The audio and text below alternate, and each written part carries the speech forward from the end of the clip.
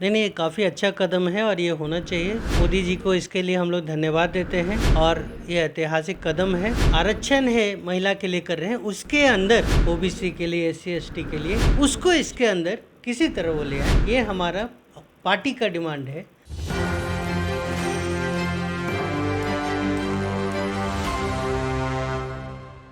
नमस्कार, मैं प्रिंस कुमार। आप देख रहे हैं न्यूज़ 24। अभी हम लोग जो है आरएलजेडी के प्रदेश कार्यालय में आए हुए हैं और हमारे साथ बात करने के लिए आरएलजेडी के प्रदेश प्रवक्ता हेमंत कुमार हैं। उनसे मैं बात करूंगा कि जो महिला बिल है और बिहार से रिलेटेड जो भी अभी जानकारी है मैं उनसे सवाल करूंगा। सबसे पहले सर, ये जो आरक्षण बिल लाया गया महिला के लिए, तो इस पर आपको क्या लगता है? नहीं, नहीं, ये काफ़ी अच्छा कदम है और ये होना चाहिए। मोदी जी को इसके लिए हम लोग धन्यवाद देते हैं और ये ऐतिहासिक कदम है। स्वागत करते हैं इस बिल का। हमारे पार्टी की ओर से बस यही एक डिमांड है मोदी जी से कि जो आरक्षण है महिला के लिए कर रहे हैं, उसके अंदर जो प्रावधान है आरक्षण का, 27% हो या 15% हो ओबीसी के लिए, एससी एसटी के लिए, उसको इसके अंदर किसी तरह वो ले आए। ये हमारा पार्टी का डिमांड है हमारे माननीय आदरणीय प्रधानमंत्री जी से कि इस तरह का वो प्रावधान डाल दे अगर, तो जो गरीब दलित महिला है, पिछड़ी महिला है, उन्हें भी मौका मिलेगा वहाँ पहुँचने का जो अभी तक वो पहुँच नहीं पाई। सर, हम लोग बिहार की अगर राजनीति की बात कर लें, जैसे अभी जो है नक्शा का जो है काफ़ी जो है विवाद चल रहा है कि नक्शा का जो टैक्स लगता था जो पहले, अब जो है उसको बढ़ा दिया गया। तो इस पे आपको क्या लगता है कि ये जो है आम जनता पे ही भारी पड़ने वाला है, क्योंकि जनता को टैक्स अधिक देना पड़ेगा? आपको क्या लग रहा है? यही तो जो माननीय नीतीश कुमार बिहार में कर रहे हैं पिछले विगत कई वर्षों से, इस तरह के जनता का पॉकेट से पैसा निकाल रहे हैं कि जनता को पता नहीं चल रही है। लेकिन इसका दबाव कितना पड़ेगा, आज नहीं तो कल। आप सोचिए, एक गरीब आदमी अपने खून पसीने जमा करके, ज़िंदगी में उसका एक ही सपना रहता है, किसी तरह हम अब अपने घर में जाएं, एक घर हो सपनों का, फिल्मों में भी आता रहा है। अब सोच लीजिए, जो 12 रुपये प्रति स्क्वायर मीटर हम लोग नक्शा पास करे टैक्स देते थे, अब उसको सीधे 100 रुपये कर दिया गया। जो मंजिल जैसे ही आप बढ़ते हैं, आप 5वें मंजिल पे जाते हैं, तो जो 25 रुपया पर स्क्वायर मीटर टैक्स लगता था, अब वो लगता है आपको 200 रुपये प्रति वर्ग फुट के बारे में मीटर। अब ये हमको बताइए कि ये लूट जो हो रहा है, वो सरकार इस तरह लूटे जा रही है। इतना ही नहीं, आप अगर पीछे जाएंगे तो जो 100 रुपये स्टैंप लगता था, सिंपल छोटा सा, अगर हमारे बीच आपके बीच कोई करारनामा होता है, एग्रीमेंट होता है, उसको 1000 रुपया कर दिया गया। उसके पीछे जाइए आप, रजिस्ट्री चार्ज, एक आदमी अगर ज़मीन खरीदता है, बेचता है, उसको किस तरह बढ़ा दिया गया। जनता से उसके बिना पता किए हुए उसके पॉकेट से पैसा निकालना, ये सरकार सीधे सीधे लूट रही है। आप अब देख लीजिए, करोड़ों रुपया, अरबों रुपये का मीटर लगा पूरे पटना में। सॉरी, मीटर नहीं, आपका ये कैमरा। ठीक है, अच्छी बात है, डेवलपमेंट होना चाहिए। अगर आप हेलमेट पहन के जा रहे हैं, विकट परिस्थिति में आपका हेलमेट छूट गया, इमरजेंसी में जा रहे हैं, तो एक जगह आपका चालान कटता है। आप मान लीजिए हाईकोर्ट के पास कटा, आगे बढ़िए, इनकम टैक्स के पास कटेगा, डाक बंगला में कटेगा, गांधी मैदान में कटेगा। चूँकि वो मशीन है, वो काटेगा। लेकिन आपके पास ऐसा होना चाहिए कि अगर एक ही दिन में कट रहा है तो उसको सुनने वाला कोई आपका ऑफिसर होना चाहिए।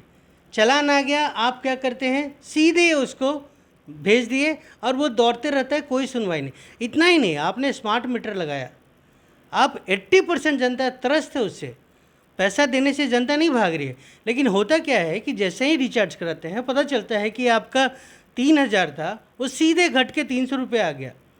तो सुनवाई कहाँ जाएगी जनता, किसके पास जाएगी, ये अभी तक समझ में नहीं आया।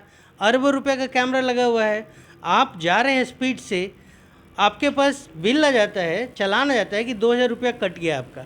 लेकिन हम किस स्पीड से जा रहे थे और कहाँ क्या होना चाहिए, ये भी तो आपके पास जस्टिफिकेशन होना चाहिए। तो सरकार की मंशा है किसी तरह जनता के पेट से, पॉकेट से पैसा निकाल लो। जनता को पता कब चलता है, जब खुद के ऊपर गिरता है। अब जब आप घर बनाने जाइएगा तभी आपको पता चलेगा कि हमारा कितना पैसा लग रहा है। आप जब फंसिएगा तब समझ में आता है कि हाँ, अरे यहाँ तो मुझे लूट लिया गया। सर आपने बात कही हेलमेट को लेकर के, आपने कई बात क्या स्मार्ट मीटर को लेकर के, तो स्मार्ट मीटर को लेकर के बार बार जो है विरोध भी किया जा रहा है कि जो डिजिटल मीटर था हमारा और स्मार्ट मीटर आने के बाद जो है काफ़ी बिल में बढ़ोतरी देखी जाती है। और दूसरा चीज़ है कि सर आपने बोला हेलमेट को लेकर के, अगर हेलमेट को अगर उस तरीके से हम लोग नहीं देखते तो सर हमारे सुरक्षा से रिलेटेड है, तो उसको आप नज़रअंदाज नहीं कर सकते ना। नहीं, हम ये नहीं कहें कि स्मार्ट मीटर नहीं लगाइए, लेकिन कहीं पे अगर त्रुटि होती है, कमी होती है, तो उसका सुनवाई होना चाहिए। स्मार्ट मीटर के साथ साथ नॉर्मल मीटर लगा के देखा गया, कंप्लेन गया, टीचर नहीं है, बाथरूम नहीं है, कई कई स्कूल में तो पीने का पानी उपलब्ध नहीं है। दो दो स्कूल एक बिल्डिंग में चलते हैं, एक रूम में चलता है। आप कानून लाइए, उसको अमल में भी लाइए, लेकिन सबसे पहले उन सुविधाओं दीजिए बच्चों को, टीचर को। कुछ दिन पहले इन्होंने बोला कि बच्चे लोग स्कूल को साफ नहीं करेंगे, अच्छी बात है, लेकिन वहाँ पे चाहिए कि आप व्यवस्था करें, एक मेड दें, एक स्वीपर दें जो बाथरूम साफ करे और ये साफ करे। उसके बाद आप इस तरह का करें, पहले आप उसको पूरा सुविधा दीजिए, उसके बाद लाइए आप 75% अटेंडेंस का। 75% अटेंडेंस बनना चाहिए बच्चों का, ये मेरा भी मानना है, लेकिन साथ ही साथ टीचरों का भी बनना चाहिए, प्रॉक्सी नहीं लगना चाहिए, और उन ऑफिसरों को भी लगना चाहिए जो इनके ऊपर देखभाल करते हैं। आप आज का एग्जाम्पल देख लीजिए, मुख्यमंत्री जी जब गए सचिवालय में 9:30 बजे, भूले बिसरे उनको याद आया कि उनका वो कार्य क्षेत्र में आता है, वो पहुँचे, कितने ऑफिसर थे वहाँ पे आप खुद देख लीजिए। तो कहीं ना कहीं गलती आप कोई भी कानून लाइए, बच्चों के हित में हो, गार्जियन भी खुश रहेंगे, लेकिन उससे पहले उनको वो सुविधा दीजिए जिसके वो हकदार हैं और जो मिलना चाहिए। अचानक अब कानून इस तरह बना के एक तरह से थोपना हो गया, वो कहीं से जायज नहीं है। ये थे हमारे साथ आरएलजेडी के प्रदेश प्रवक्ता इंजीनियर हेमंत कुमार, जिनको आपने सुन रहा था। और ऐसे ही तमाम खबरों के लिए हमारे साथ बने रहिए और देखते रहिए न्यूज़ 24 सहयोगी प्राची के साथ प्रिंस कुमार, पटना।